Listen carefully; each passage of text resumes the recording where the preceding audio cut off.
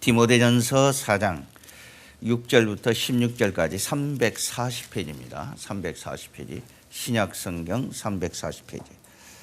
오늘 그 설교 타이틀이 예수의 좋은 일꾼 되기. 예수의 좋은 일꾼 되기. 자, 여러분 왜 교회를 오십니까? 신앙의 본질적인 질문. 왜 교회를 오십니까? 하나님을 예배하고 내가 구원받아 이 땅에 하나님의 백성으로 살아가기 위한 에너지를 공급받기 위해서 옵니다. 동의하십니까? 네. 그게 본질이에요. 이걸 바꿔 말한다면은 우리가 예배를 통해서 예배의 주인 되신 하나님을, 우리의 영원한 구원자 예수 그리스도를 닮아가는 것. 우리가 예수를 닮으려면은 바꿔 말하면은 주님이 기대하시는 좋은 믿음의 사람이 되기 위하여, 그러면 어떻게 해야 되느냐라는 거예요. 어떻게? 핵심은 그거예요. 예수의 좋은 일꾼이 되기 위해서 그러면 어떻게 할 때 좋은 일꾼이 되느냐라는 거예요. 그 질문에 답은 첫째로 믿음의 말씀으로 양육을 받으라는 거예요. 믿음의 말씀으로 양육을 받으라.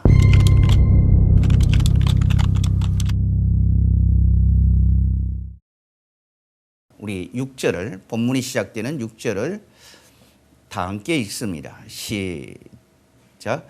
내가 이것으로 형제를 깨우치면 그리스도 예수의 좋은 일꾼이 되어 믿음의 말씀과 내가 따르는 좋은 교훈으로 양육을 받으라.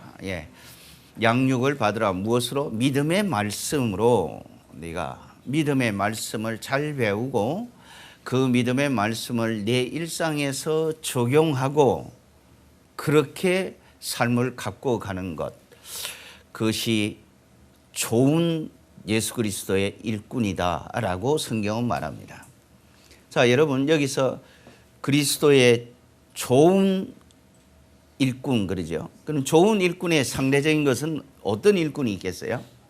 나쁜 일꾼이 있겠죠. 그러면 성경에서 나쁜 일꾼은 어떤 유형의 사람을 나쁜 일꾼이라고 말할까? 우리는 이 사실에 주목해 둘 필요가 있어요. 교회는 나오지만은 전혀 크리스찬답지 않은 사람들, 그 단순히 기계적인 예배에 참석하는 사람들, 그 예배가 그저 종교적 형식에서 끝나버리는 사람들, 그 예배를 통해서 내가 그 예배의 주인 되신 하나님을 만나 내 인생이 새롭게 되고 내가 일상으로 돌아와 크리스찬답게 산다는 것에 대해서는 전혀 감각이 없는 사람들, 그런 사람들이 나쁜 일꾼이라는 거예요. 그런데 이것을 좀 더 구체적으로 디테일하게 마태복음의 기자는 마태복음 13장에서 천국에서 마지막 때 어떤 일들이 일어나는가. 자, 우리 48절 영상을 보고 같이 함께 읽습니다. 시작. 그물에 가득함에 물가로 끌어내어 앉아서 좋은 것은 그릇에 담고 못된 것은 내버리니라. 세상 끝에도 이러하리라. 천사들이 와서 의인 중에 악인을 골라내리라. 그래. 골라낸 것을 어디다가 모아놓느냐? 활활 타는 꺼지지 않는 영원한 불못에 던져넣겠다. 여기에서 핵심은 이겁니다. 자칭 의인이라는 사람들, 교회는 왔지만은 전혀 크리스찬답지 못하는 사람들, 하나님 나라에 대한 소망이 죽어버린 사람들, 그런 사람들은 마지막 때 의인 중에 악인을 천사들이 골라내겠다는 거예요. 우리는 여기에서, 내가 일부 때에도 말했습니다마는 우리는 여기에서 긴장해 볼 필요가 있어요. 이것이 어쩌면 나를 향한 하나님의 경고의 말씀인가 내 자신에게 물어봐야 된단 말이에요. 교회는 왔지만은 하나님 나라에 소망이 없는 사람들, 그런 사람들은 나쁜 일꾼이라는 거죠. 나쁜 일꾼. 좋은 일꾼은 하나님 나라 때문에 내가 오늘 살아가야 될 이유를 찾는 사람들, 내 삶의 의미와 목적이 분명한 사람들. 그렇게 살려면은 믿음의 말씀으로 양육을 받으라는 거예요. 중요한 것은 말씀으로 양육을 받으라는 게 믿음의 말씀이라는 거예요. 내가 믿음으로 세워지기 위해서는 믿음의 말씀을 들어야 됩니다. 그래서 믿음은 들으면서 나고 들으면 그리스도의 말씀으로 된다는 거예요. 그러니까 우리가 아무 말을 듣는 것이 아니라 하늘과 땅을 지으신 하나님, 그 하나님의 말씀, 그걸 우리가 지속적으로 공급받을 때 우리가 믿음의 인생을 살아갈 수가 있다. 이것이 성경이 가르치는 핵심입니다. 자, 그렇다면 내 자신에게 한번 물어봐야 돼. 나는 정말 하나님 나라의 꿈이 살아있느냐 말이에요. 교회는 나오지만은 하나님 나라에 대한 꿈이 없는 사람들, 나는 그런 사람들이 오히려 전도에 방해가 된다라고 생각하는 사람이에요.